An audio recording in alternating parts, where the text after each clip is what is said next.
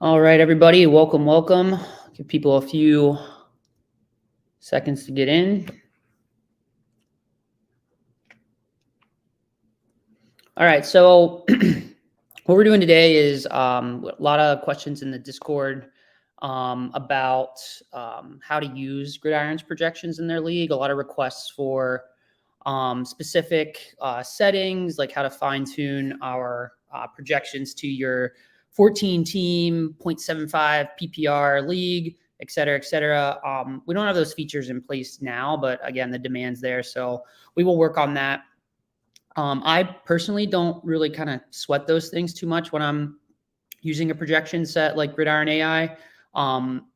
And I'll kind of walk you through how I think about it. At the end of the day, you're kind of splitting hairs at a certain point. And if you're fine tuning projections that much to your league, you may be, I guess, weighting projections a little too much in your process. So what we're going to do today is we are going to walk through a Best Ball Mania 4 draft. So this is a draft for real money. Going to try and win $3 million the first place.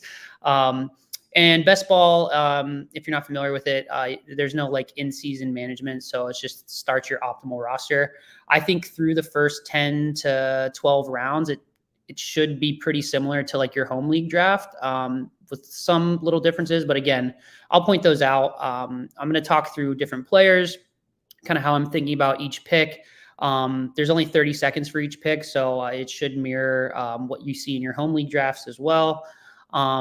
And yeah, hopefully you'll find it useful and be able to apply, I guess, a lot of the more theoretical practices to your home league. So let's review first an article I wrote on GridironAI before I get started.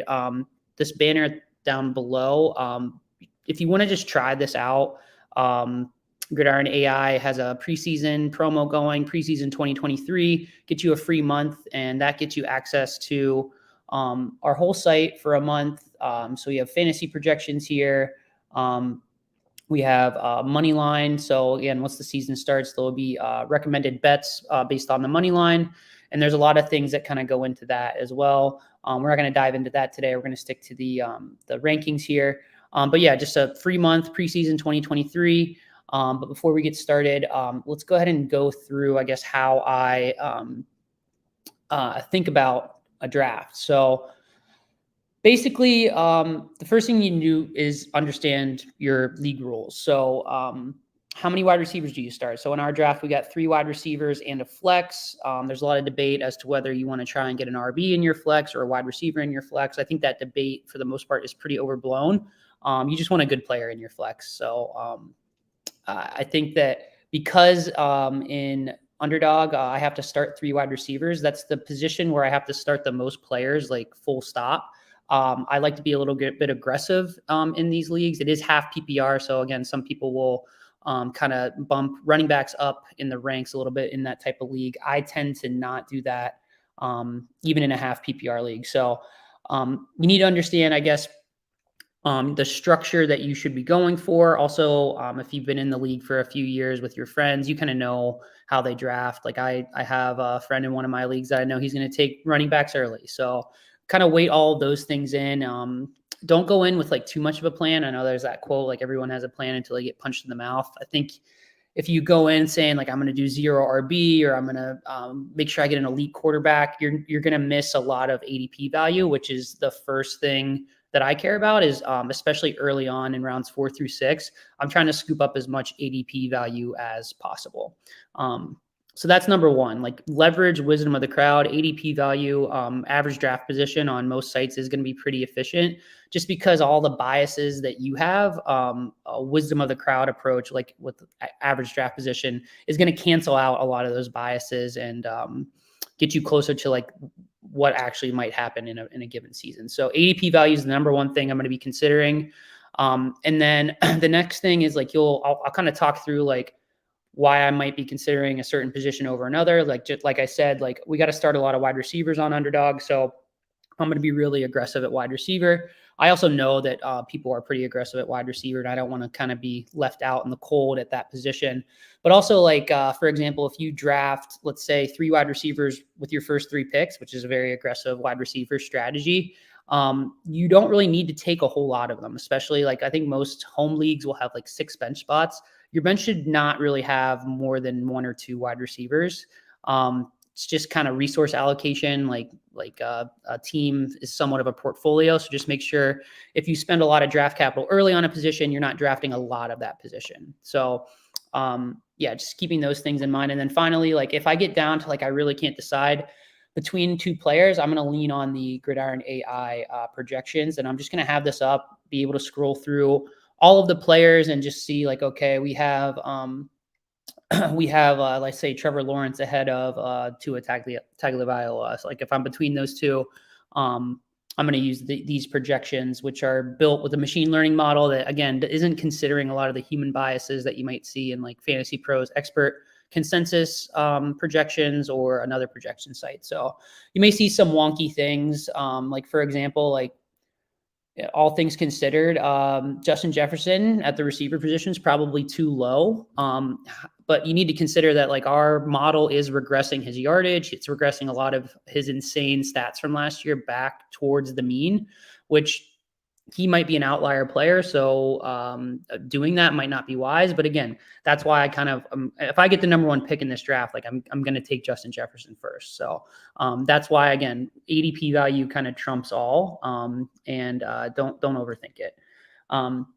I think the projections are going to be really, really helpful, especially starting in rounds like 5 through 10. I think that these projections are going to help me a lot. So without further ado, let's go ahead and dive in and try to win some money. While this fills, one thing you might notice here is just some general things. Like I've been drafting on Underdog throughout the summer. It's really fun. Quarterbacks this year, more so than any year, kind of go a little earlier, especially the elite, like rushing QBs. As you can see over here in our rankings, we have Daniel Jones really, really high. So I'm going to kind of lean into that. And like, I'm okay with the Daniel Jones, Dak Prescott, even like Aaron Rodgers, and I'll probably take 2 or 3 quarterbacks. Not really something you would do in your home league. Maybe this year, if you do like a Geno Smith and Dak Prescott, like I would probably advocate that a little bit more in today's, I guess, fantasy landscape than I would in years past. But I'm pretty firmly team late round quarterback. As everyone kind of, swings back towards drafting them a little earlier than we're used to seeing. So you'll see most people in this draft room take 2 quarterbacks. In your home league, you can get away with only drafting 1. So just keep that in mind. So yeah, Daniel Jones is kind of a target for me. Again, I'm not going to be too tied to that plan. Like for example, if I see like Joe Burrow fall like way past ADP, like I'll probably take him. And then adjust my strategy a little bit. But I'm hoping that we end up with Daniel Jones and a really strong team of wide receivers and running backs. So we got the 2nd overall pick. That's pretty sick. So it's likely that I'm going to go with Jamar Chase here. And again, like not really considering the projections yet. That's going to come a little bit later. But I do like getting Jamar Chase here. I think he's a phenomenal talent. Joe Burrow, if you're worried about his calf injury, they're just kind of putting him on ice for the preseason. You haven't really been hearing much about him. He should be fine. And it was early enough in camp that I'm not too concerned about that. And I don't think he's had a single full offseason yet. I know he had the appendicitis, and I think he was recovering from a ACL tear in another year. So we're probably going to go with Jamar Chase here. And then what you should be doing is I'm not going to pick again for a while. So what we might want to do here is kind of peek ahead. So my next pick will be pick 23. So let's go ahead and take a peek at who's going to be in that range. And that way we can get a little bit of a jump start here. So again, this is a place where a lot of people are going to take a quarterback. Another thing that you'll see in Underdog that might not happen as much in your home league is we're going to go ahead and take Jamar Chase here. Is people like to stack. So stacking is drafting players from the same team. Like I'm not too worried about getting Jamar Chase and Joe Burrow on the same team. one interesting thing is I'm probably going to have the opportunity to take T. Higgins. So let's compare him to Calvin Ridley, Devonta Smith, see kind of how all that shakes out. Because like I said, I would love to take a wide receiver with my second round pick and kind of forego the elite quarterback route, which a lot of people are into this year. So I'm going to just go ahead and take a look at the receivers and see between Calvin Ridley, T. Higgins, Devonta Smith, who these guys are likely to be there when I'm picking. So let's see who we like the most. So right off the bat, you see we have Devonta Smith very, very high. So I'm going to be pretty stoked if he's there. Although his ADP is just right before I pick, so I might get sniped on him. I'm going to go ahead and not him. I don't want him. I'm going to go ahead and star him and kind of hope for the best. So let's compare Calvin Ridley and T. Higgins. We're scrolling down here. Okay, so there's Calvin Ridley. We have him projected for more points than T. Higgins. And again, I'm using FanDuel because this is a half PPR, and FanDuel scorings are half PPR as well.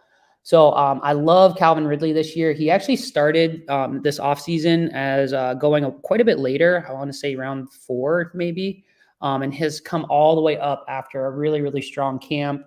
Really cool article in the there's a really cool article in the Athletic about kind of what he was going through when the whole gambling scandal happened. He before that happened, he took some time off for mental health. He seems really locked in this year.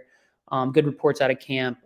Welcome, Randy. GridironAI is a website here that we use machine learning, specifically like a neural like network machine learning model to take counting stats. So like a career receptions, air yards, advanced statistics, things you might have heard if you're plugged into the football space. Also team level stats, like how many plays do they run? How often do they run versus pass? Combine. So like how big is the player? What was their 40 time? Draft capital, like when were they taken in the actual NFL draft? We consider over 350 features, and then the model will then kind of prune away the ones that don't matter and then focus in on those that do, and then spits out upside projection, downside projection, expected points, and then ranks the players. So you may see some things that are kind of weird if you look at other projection sites. It's because there are no human inputs. So we're not like thumbing the scale at all to like move someone's pass rate up or down or their target share. Like we're just letting the numbers do the talking. And one good testimonial in our Discord server that I heard yesterday was that these projections would have put you on Austin Eckler and Josh Jacobs last year, which if you drafted those two in a 12-man league back with your buddies, like it's likely you made the playoffs and did really, really well. So hopefully that answered your question, Randy. If you have any other more questions, just let me know in the chat. I'll be hanging out here for about an hour. And yeah, I don't know if Evan, if you're in the chat, if you could put the link to the Discord in the chat. It's free for the first month. So if you just wanted to give it a shot, there's also some, there's like a money line model as well. So if you like betting like sides, it's $5 per week after the free month using promo code preseason 2023. But yeah, it's not free. But if you follow a lot of our recommendations for the betting and you can kind of pay for itself right away. Okay, so Devonta Smith did fall to us, and again, we're very, very high on him. So as you can see here, he's our wide receiver, a wide receiver 6. So I'm going to go ahead and take Devonta Smith. Really happy to see him fall. But yeah. And then I'm going to be picking again, and like I said, I like to be aggressive at wide receiver. So a lot of people would take Jalen Hurts here, but like I said, I'm a late round quarterback guy. So I'm not as interested in taking him. A lot of people would like to take T. Higgins, but I'm going to trust the projections here, and we're going to go with Calvin Ridley if he falls to us at pick 26. And like I said, we will be starting wide receiver, which might make a lot of people uncomfortable, but I love 3 wide receiver start. And one thing is we got a lot of time here before our next pick. Yeah, 1 second, Randy. I'll post that up on here. That's a good question. So lost my train of thought. Sorry. So I'm not going to draft probably more than like 6 wide receivers. I don't think like if you're in a home league, like I probably wouldn't draft another wide receiver. I probably wouldn't have one on actually I would probably draft one more if you have a flex spot that you want to fill with a wide receiver and like a receiver falls past ADP or whatever. But yeah, if you draft 3 wide receivers early, you're not going to be filling your bench with wide receivers. So Bijan, one thing and this is an interesting question because it's hard to project rookies. There's like this with machine learning, it's like an auto-regressive problem, is that we don't have a lot of the statistics because he's never played it down in the NFL. We don't have a lot of the statistics that we have for other players. So what we really, really lean on for a player like Bijan Robinson is purely draft capital. So he's our running back 21. This is one where, and the benefit of being here is I can explain these types of things, is I would trust the model less when it comes to rookie performance. Also, though, like the bull case for him is that he was taken at 8 overall. And if you go ahead and look up like over the past 5 years, like Christian McCaffrey, Saquon Barkley, Zeke Elliott, Leonard Fournette, all of these players that were taken in like the top 12 picks of the real NFL draft, like have insane rookie seasons for running backs. So running backs typically come into the league at peak production. And then like every single year they they kind of stay there for 3 years or so during their rookie contract. And then eventually kind of take steps back and their production decreases over time. So we aren't particularly high on Bijan Robinson, but if he's there at like 8 overall in your home league, like I think that's a great pick. So hopefully that answered your question, Randy. That kind of goes for a lot of rookie running backs and wide receivers. Our model just doesn't like them as much, and there's plenty of reason why he could fail too. It's Tyler Algiers, no slouch. Cordero Patterson might take some touches, even though he's like 40. Arthur Smith, I think, actively hates fantasy football, and I don't think he's like changing his coaching, but he's not like he's not just going to put Bijan in because he's on your fantasy team. Let's put it that way. Yeah. So let's go here. So while you're in a draft, like again, we're coming up here at pick 47, and I'm going to go ahead and preview some players there. Like I said, I'm the most 2 and 3 here. We're both pretty heavy at wide receiver. This isn't a crazy heavy wide receiver room so far. Like all the elite quarterbacks went early. A couple of tight ends went off the board. Yeah, so we're going to go back here. Okay. So I actually was distracted. Something insane. Travis Kelce went 1st overall. I did not realize that. And then I passed up Justin Jefferson because I was in like autopilot mode. Take Justin Jefferson every chance you get. I'll just go ahead and say that. Yeah, let's go ahead and look at who we have coming up here at pick 47. Ramondre Stevenson's falling. So again, this is like I was saying in my blog, is like ADP value. Like if Ramondre Stevenson falls all the way to me at 47, like I'm going to be really hard pressed not to take him. As you can see here, like I'm really glad I got 3 wide receivers because the value seems to be at running back. Let's go ahead and look at Ramondre Stevenson versus Joe Mixon versus Breece Hall. Breece Hall is probably not going to come out all that well in our rankings just because he didn't play a whole lot. And players with limited snaps from the previous year tend to not come out as strong in our rankings. It does look like Joe Mixon might fall to us as well. But if not, ADP is going to kind of even out here, and we may be looking at another wide receiver. So let's just go ahead and kind of see what happens. Joe Mixon, let's see where he's at. Joe Mixon is our running back 12 overall, so it would be really nice to get a top 12 running back as per our rankings at pick 47, and also kind of stacks up nicely with Jamar Chase. So he just went there as well. Okay, so Justin Fields is an ADP value, but again, if you look at our rankings here, Justin Fields does grade out pretty well in our rankings, but I really like waiting on quarterback. I'm also not in love with any of these wide receivers. This is a tough one. I'm going to go ahead and take the ADP value and follow my own advice here. We're going to take Justin Fields, huge rushing upside. So we're going to take him there, and then we'll see kind of who's here at pick 50. Some of you may be like screaming, like, take your running back, take your running back. This is shaping up to be a 0 RB team. We do have a couple running backs here that I don't hate. I like Kenneth Walker, really explosive player. But again, these would be reaches at ADP, and I might have to take fill my flex spot here with a wide receiver. Yeah, I'm going to go ahead and take Mike Williams. I think that the Chargers offense is going to be insane this year. Kellen Moore is a really good offensive coordinator. So they should see a lot more pass plays than they have in the past.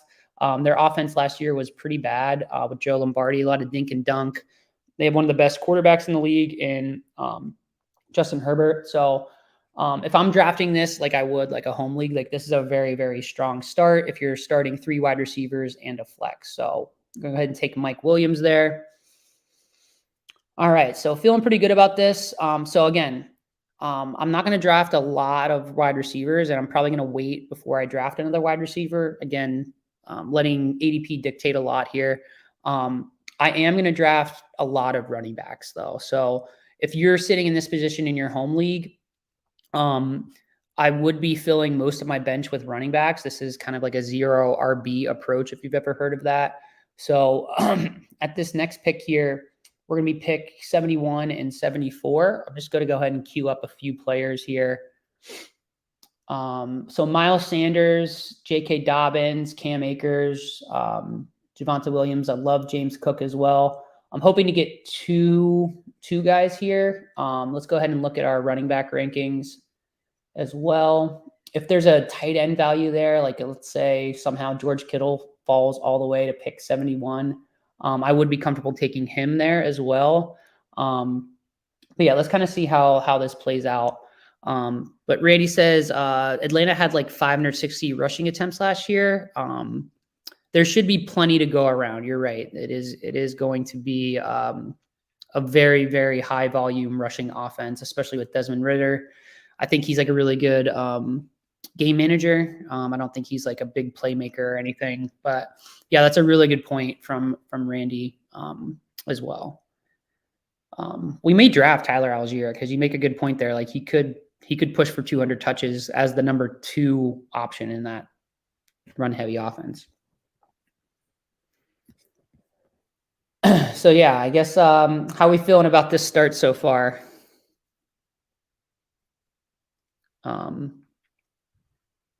I guess like as you can see here, I got ADP value at almost every single pick, which again, that's stacking up that ADP value. Like it just puts you in a position to I guess be correct. Like when a lot of people are maybe overthinking it.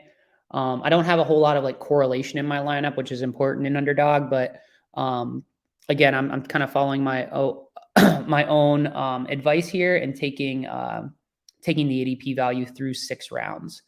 I may deviate a little bit more.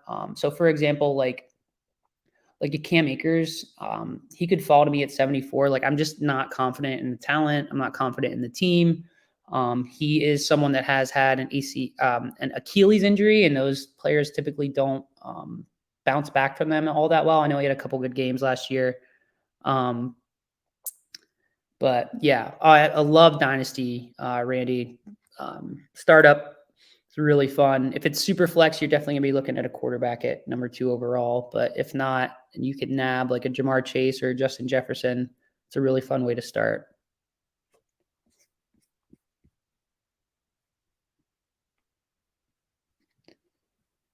Okay, so one guy that's falling here is Jackson Smith and Jigba. He's got a broken wrist. I would project him to miss probably, like if you draft him, I would probably not expect to see him until week 3. He broke his wrist, but I mean, Pete Carroll's like an eternal optimist when it comes to his players' injuries. I think he's going to be really, really, really good. And we care more about how our players are going to do in weeks 15, 16, and 17 during the fantasy football playoffs. So am I concerned about him being available during those weeks? No. This is a team where I probably wouldn't take the gamble on him. He did go just because I don't need to. I could also withstand him not playing for the first few weeks. So that's an interesting thing to think about. He did not fall to us. Looks like we got more wide receivers coming off the board. Hopefully we get some type of value coming in here and falling to us. I'm kind of hoping for J.K. Dobbins. I really, really like him this year. He had a little bit of holdout situation. Last year, he didn't look all that sharp just because he was coming off a knee injury. By all accounts, he's back with the team, kind of ended his hold in or whatever. He kind of blinked before the Baltimore Ravens did, and I'm very, very high on the Ravens offense. Let's go ahead and look at these running backs in our rankings. So Miles Sanders projects really, really well. He should be the kind of number one there. He had a little bit of a groin situation going on in camp. He should be fine. Chuba Hubbard, his backup, I think is injured as well. So again, like this is a scenario where hopefully I can get both. I think I can. But J.K. Dobbins is ranked lower than Cam Akers. He's ranked lower than Miles Sanders, but I'm going to trust ADP here a little bit more just because it is going to, I don't want to pay more for Miles Sanders or Cam Akers when I don't have to. Like, I think it's more likely that one of them are here at 74. So I'm going to take the ADP value if it's there. And I say that and he gets picked. I knew he was going to get picked, but we're going to take Miles Sanders just because he is ranked ahead of Cam Akers. So we're going to take him here. And DeAndre Swift, as you can see, is ranked pretty high with us. I do like that pick as well. I may get a little frisky here and take him instead because I'm not going to, I don't think that, oh, that's really interesting. I think someone might be listening to me. David Montgomery and DeAndre Swift go. We got Cam Akers. It's ranked really high in our rankings this year. He's our running back 20. It's tough though. I'm just not a big Cam Akers fan, but again, I'm here to show off our rankings. So we're going to take Cam Akers. Gabe Davis also fell pretty far. I don't know why, but again, I've spent too much capital at wide receiver. So I'm going to take Cam Akers there, take the ADP value and just kind of close my eyes and hope for the best with him. But yeah, pretty strong start. I got two RB1s, maybe for teams that we're not as confident in, but these are the clear lead backs in their offenses. So I kind of like that. I got ADP value on both of them. So again, if you're starting like this, I just need a tight end. So let's see. I really like the later tight ends, like a Pat Freiermuth if he's there. I'm a Steelers fan, so maybe that's my bias, but we're going to check out tight ends next. But I've got pick 95 and 98. So I should be in a pretty solid position to take a good tight end here. Someone that I'm confident will do well this year. And does the AI take injury account into or injury history into account? Not really. As you can see here, we do have like an injury status like filter. So it does know like throughout the season, it will one thing I really like about our output here is that it will tell you like day by day, like if they're questionable, probable, doubtful, based on the practice reports. It does not take injury history into account. Like it doesn't really know that DeAndre Swift is quote unquote injury prone. It does know that if a player doesn't play a lot of snaps though. So snaps are really important to the model as a feature. So if you're injured, that means you're not on the field, you're not playing. So it does, I think that's how we factor that injury history into account.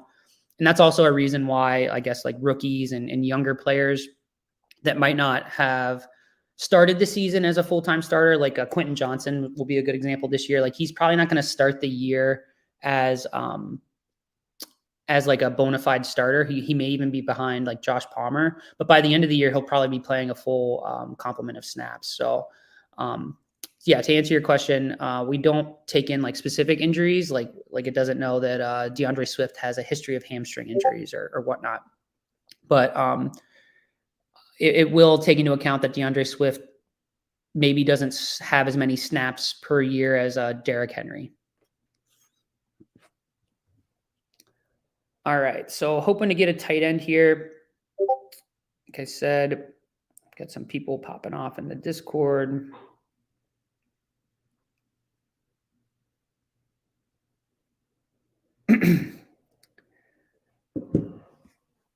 But yeah, so let me see here. Let's take a look at some other teams here. Like I said, if people are gonna, I just cannot believe I let Justin Jefferson fall to number 3 overall. That's gonna haunt me. Not a lot of heavy wide receiver starts. Let's see here. This guy's got a pretty strong team. I like what he's doing here. He's on the clock. I imagine he'll take a quarterback or a tight end here, but you never know. I do think that Alvin Kamara is a pretty good pick there.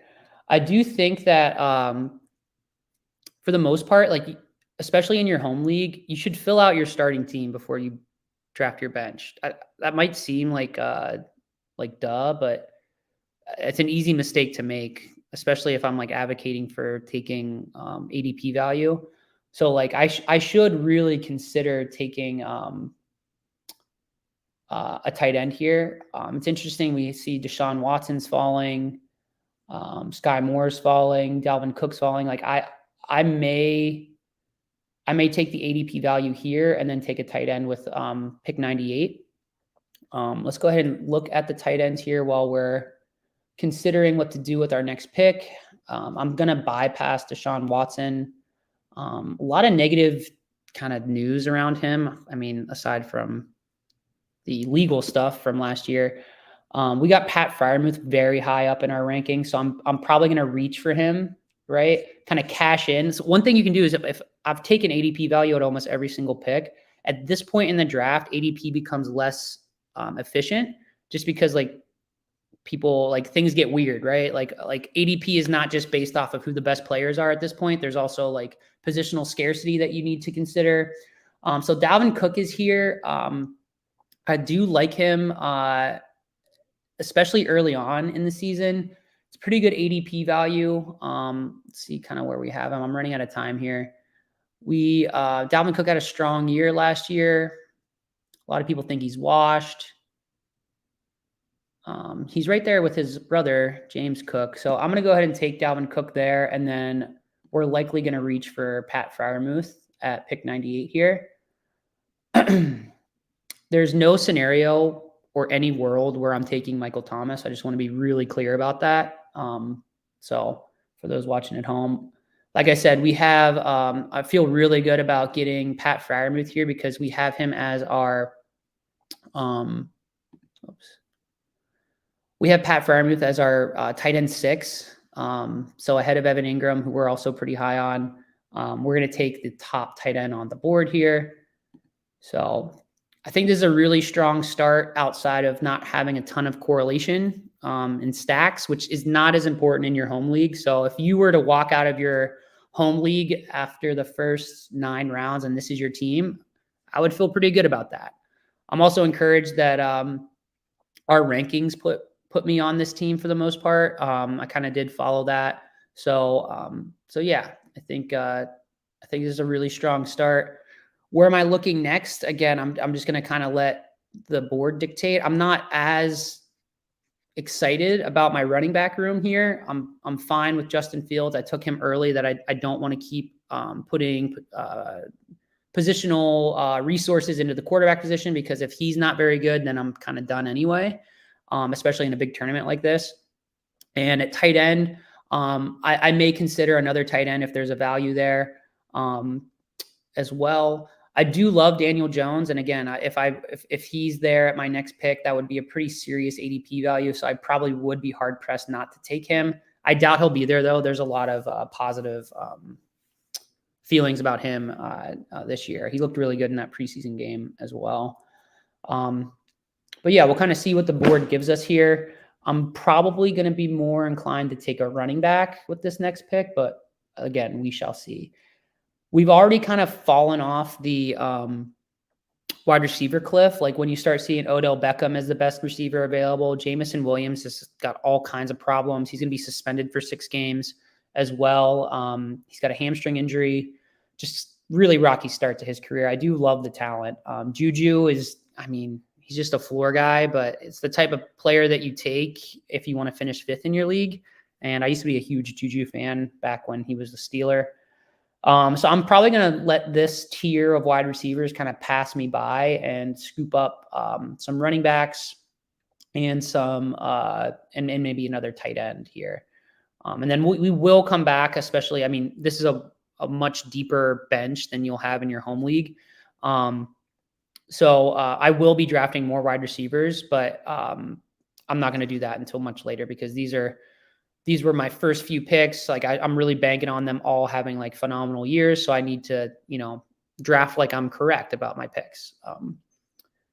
These guys I'm less confident in. I did wait to take running back at a very late. So I need to make sure I kind of, try to win with depth as opposed to winning with the best of the best at the position.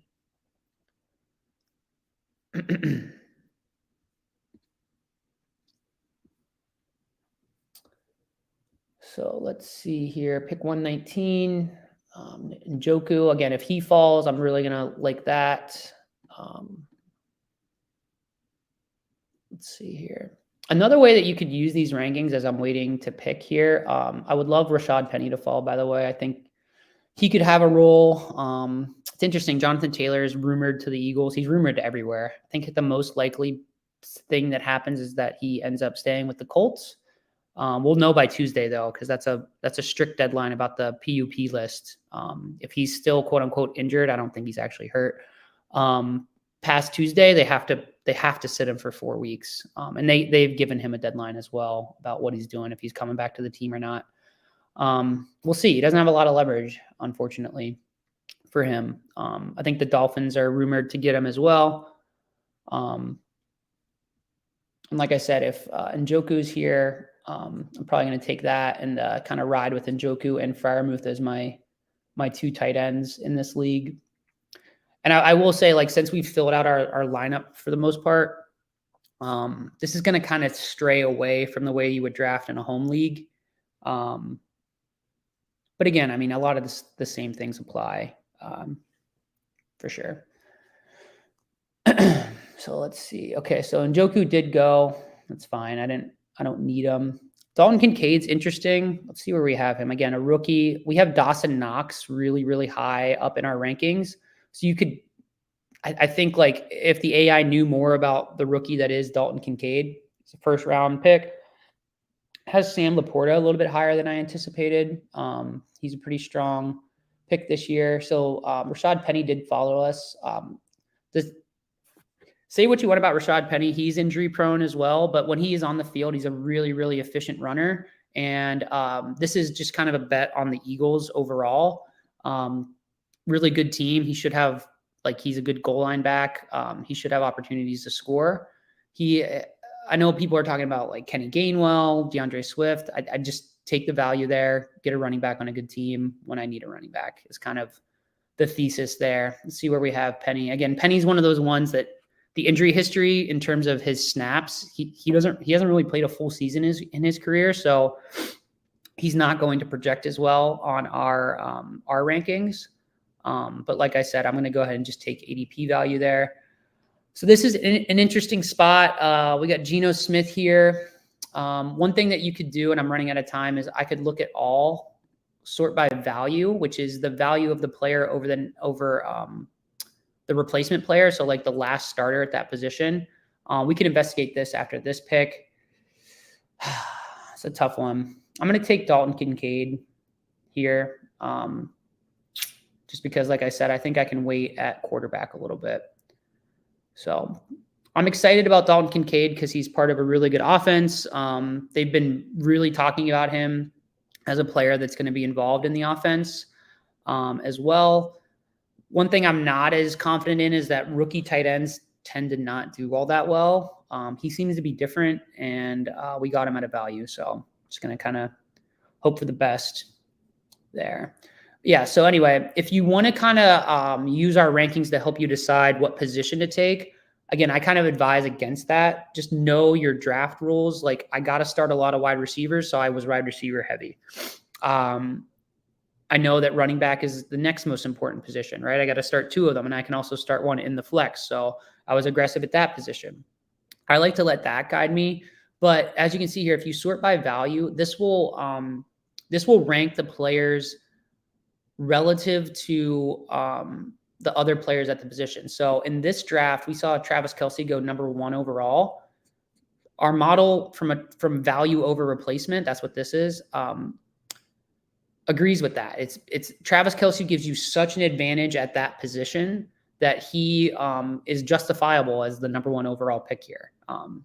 Again, kind of depends on your league settings, but as you can see, like it kind of advises like an Austin Eckler, Christian McCaffrey, just because the replacement level running back is much worse than the replacement level receiver, according to our projections. And again, there's a lot of nuance to that. But at this point in the draft, so we're going to be coming up on pick, let's see here, pick 143. So let's go ahead and just kind of see in that range what the recommendations are from a positional standpoint. So in this range, it's going to be recommending like tight end. This is a place where maybe it makes sense to kind of swing back to wide receiver, just depending on who's there. By ADP, if we look at ADP, pick 143 to 146. Again, we're going to have some receivers here that I don't love. There's Sam Laporta. Again, I'm kind of comfortable with my tight end room right now, so I might not go there. If Jared Goff somehow falls that far, that would be great. I'm really high on him this year. I think that offense is going to be really explosive again. We were talking about Tyler Algier, Raheem Mostert. I like him. I think Devon Achane, like he was a really popular pick early, but he's a little dinged up. He's got a shoulder injury, I believe. So he may fall as well. But yeah, I think it's interesting to kind of sometimes sort just to see like in this range, who are they going to, who is the model recommending? So wasn't super helpful because every position is here. It's not recommending any running backs. So we'll see who ends up being in that range. Let's go ahead and I want to compare.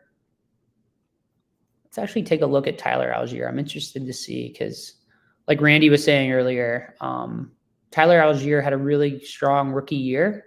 They did draft Bijan Robinson, but I think there's enough to go around in that offense from a rushing perspective.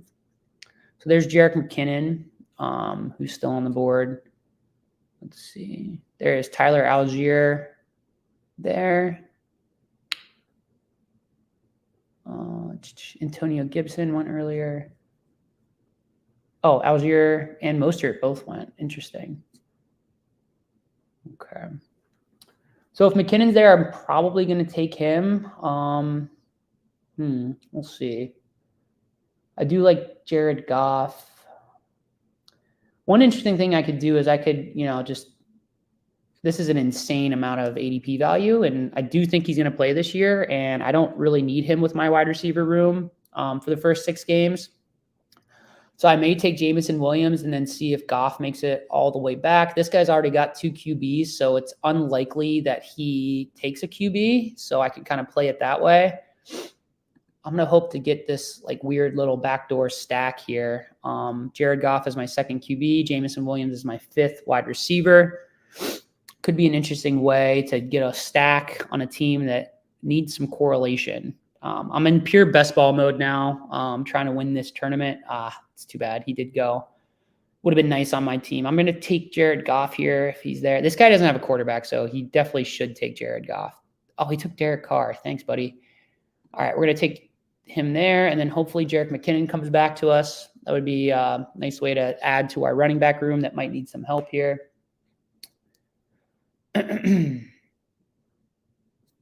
All right. This draft really kind of unfolded pretty nicely for us. I got 2 full rounds of ADP value on Jerick McKinnon. This is going to be a take from someone that is maybe too plugged into what's going on. One thing that people talk about in best ball, if you aren't familiar, is week 17. And my first round pick was Jamar Chase, plays for Cincinnati. They play Kansas City in week 17. Why is that important? That's when the fantasy championships are. So if that game between Kansas City and Cincinnati is a high scoring game, which you would anticipate that it would be, to the best offenses in the league. I have 2 players from that game, so that's good as well. But yeah, I do know a good amount of the week 17 schedule. I don't have it memorized like some other people, but but yeah. All right, so now I'm at a point where I have 5 running backs, 4 wide receivers, 2 QBs, 2 tight ends. Again, I'm probably not going to take a quarterback or a tight end again, just because I feel pretty good about the guys that I have there. I may take another tight end like super late, like with one of my last picks. But what I really need to focus on is kind of filling out my wide receiver room. I would like 7 overall, maybe 8. Kind of depends on what falls to me. But at this next pick 167 and pick 170, the wide receivers we're looking at is Isaiah Hodgins. I like all these Giants wide receivers just because the reason they go so late is because there's uncertainty there. Like we could very well see Isaiah Hodgins be the number 1 option for Daniel Jones. Did he just go? I swear people are listening to me. Yeah, he went. That's insanely high. What's this guy's deal? Yeah, that's interesting. He must know something that we don't. His team is not very good. Yeah. This is interesting. I'll talk about this real quick. So he took Bijan Robinson and Tyler Algier. It could be a Mark Ingram, Alvin Kamara situation where they're both like top 20 fantasy backs. That happened like a few years ago. I don't like taking like a quote unquote handcuff or 2 players from the same team at the running back position because it's kind of like you're betting against yourself. I like to draft like I'm right, like I got it right. So if you took Bijan Robinson, you're kind of making a bet that he's the guy and he's going to push for over 300 touches. If you take both, you're kind of hedging, and in fantasy football, that's a good way to finish like 5th. So yeah, let's take a look at some of these wide receivers in the 167 range. Again, I'm still going to kind of see what the draft does and take any value that falls to me if it makes sense. Alec Pierce, I really like Alec Pierce this year. He had a pretty solid rookie season. Michael Pittman's there as well. Anthony Richardson, we'll see, but at pick 167, that would be a pretty solid ADP value. Jaden Reed is playing like starter snaps. I think the pecking order there is Christian Watson, Romeo Doubs, and then Jaden Reed. Jaden Reed's a pretty solid prospect out of Michigan State. He would be a fun pick there at pick 167.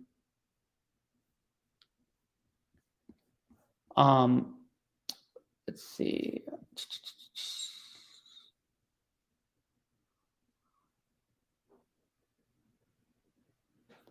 Curtis Samuel's an interesting pick as well. Just going to look at the wide receivers here. Got a couple more Giants receivers here. I don't need to take them this early. Maybe I'll do that. One guy took Isaiah Hodgins like 2 rounds ahead of ADP.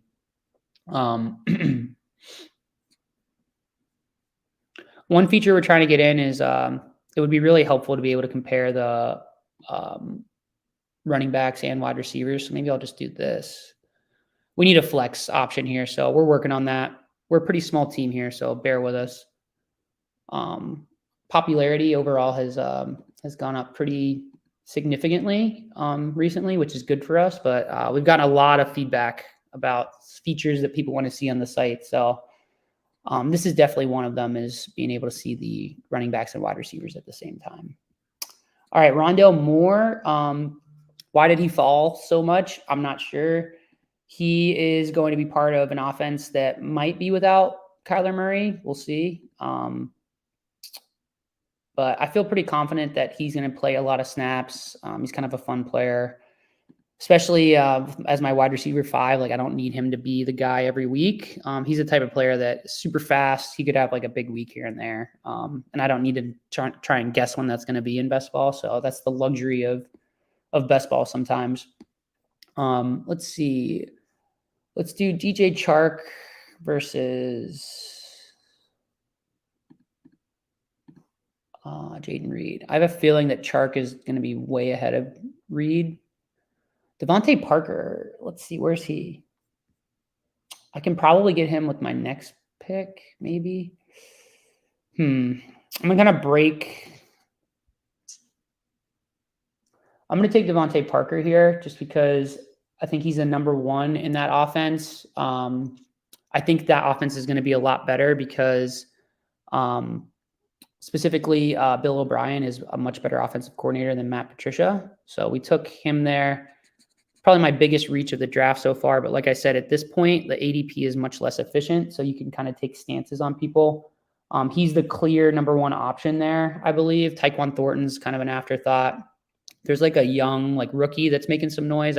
His last name's Douglas, I think. But Devontae Parker is a proven commodity in the NFL. He kind of gets slept on, but I like that pick there. So we're at 6 wide receivers, 5 running backs. At this point, this is probably where you would stop in a home league. 15. I think most home leagues are 16 rounds, so you might have one more pick. I do like DJ Chark.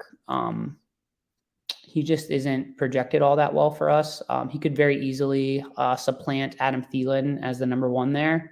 Bryce Young could probably be pretty good. Really interesting is our rankings have DJ Chark and Jaden Reed right next to each other, and that's kind of how it was in ADP. So that's definitely an interesting development. Zay Jones and Devontae Parker ranked much higher. See if I missed anybody. Yeah, I got a pretty good value there on Devontae Parker, it looks like. So pretty happy about that. All right, so we have, I think, 3 more rounds. Yeah, 18 rounds total. So again, I might swing back to the running back position here. I might get a little weird and draft. I think here's what's going to happen. I think Jonathan Taylor is going to get traded to the Dolphins, and then I think Kareem Hunt gets signed by the Colts. That seems to be the Dolphins have. I think they have offered for Jonathan Taylor already. It's just a matter of figuring out what the asking price is for him. And Kareem Hunt visited with the Colts after he reportedly was ready to sign with the Saints. So I think everybody's kind of in a holding pattern to see what happens. And I do think Kareem Hunt would end up being the lead back for the Colts in that scenario. So I'm probably just going to take him. And let's say he does sign with the Colts and is their clear number one. He probably ends up going 4 or 5 rounds earlier than he is now. So we'll see.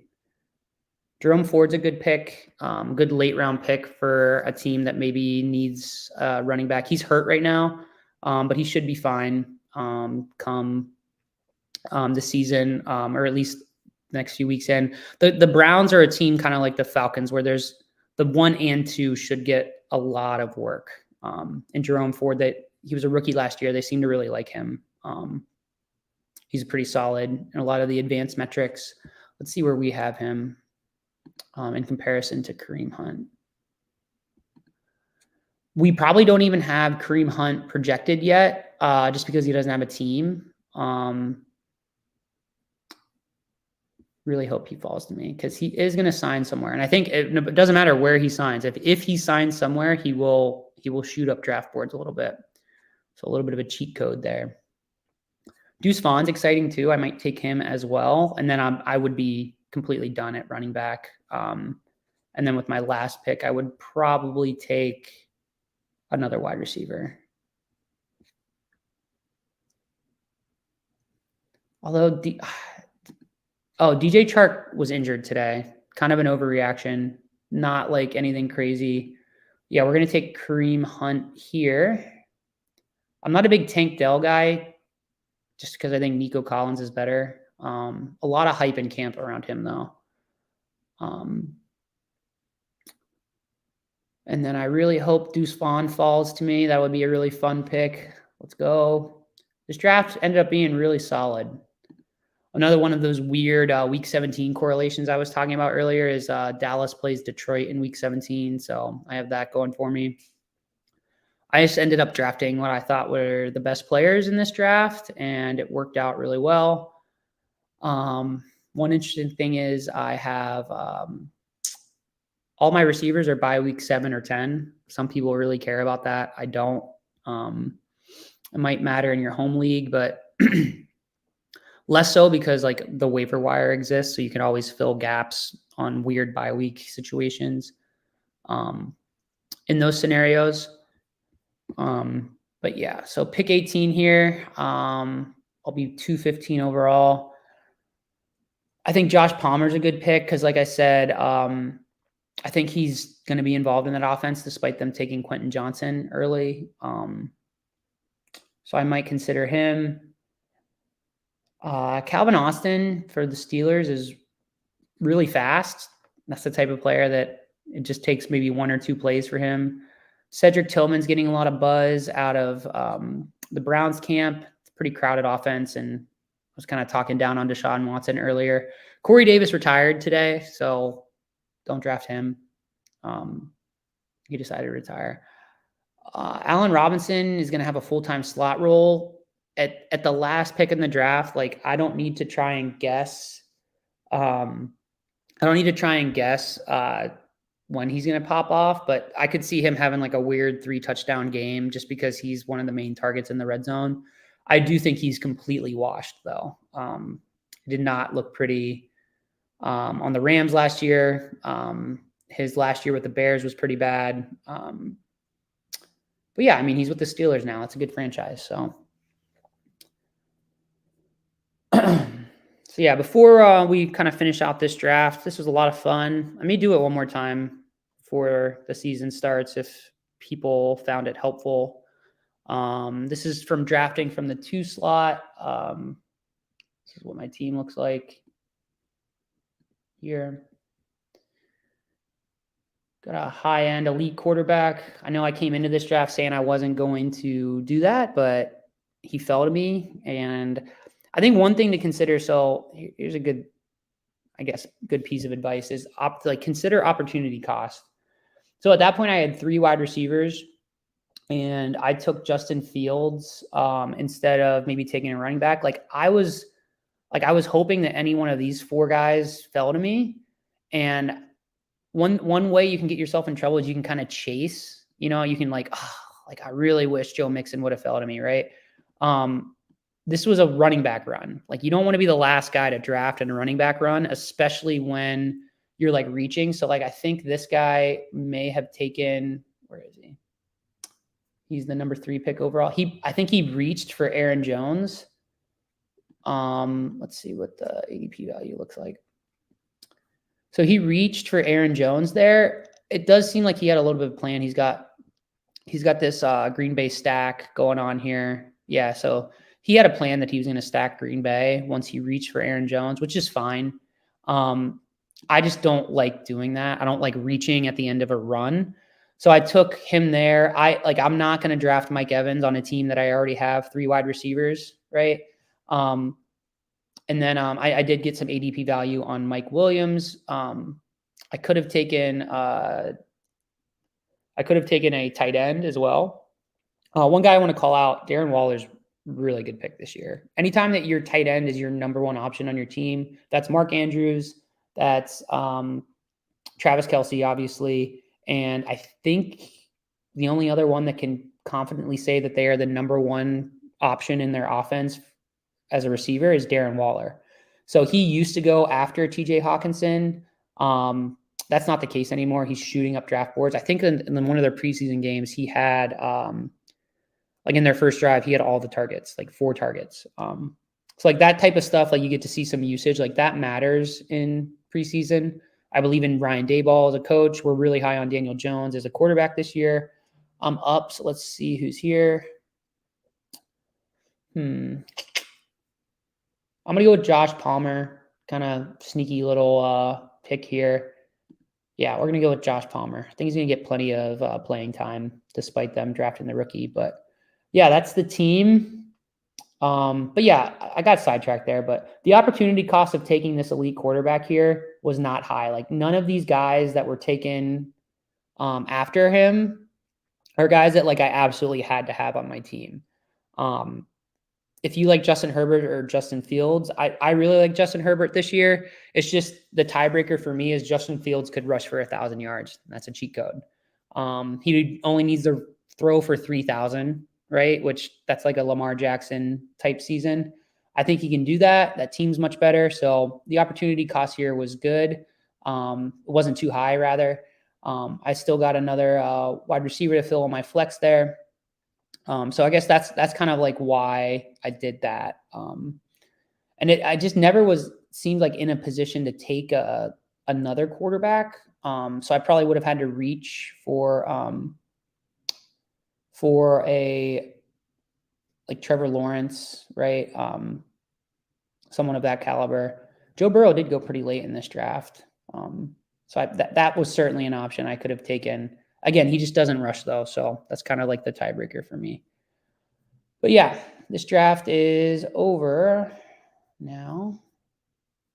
Yeah, let's see the results. I don't know how to do that.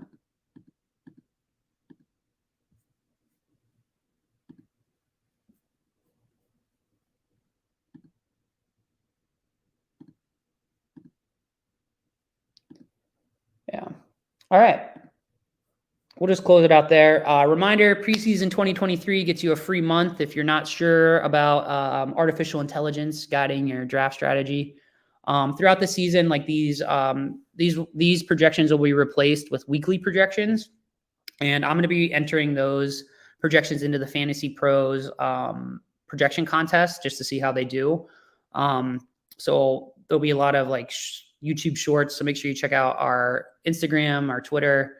We'll be posting results and whatnot on there. We do a little DFS talk. One of my friends, Rob, runs a model with our projections to optimize a player pool. We'll post those in the Discord and also have some content around that on our socials. But yeah, thanks for joining me. And if you have any questions, make sure you hop in that Discord. And I believe that's the link is in the description for that. Yeah, it is. So yeah, ask any questions on there. Maybe I'll do this again if people are into it, but that's it for me. Good luck, everybody.